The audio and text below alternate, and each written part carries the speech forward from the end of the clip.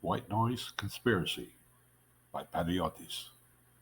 One was determined to destroy the infrastructure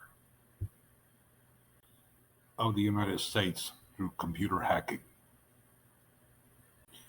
When he found himself involved with a family of terrorists, Juan ended up on the run from the FBI,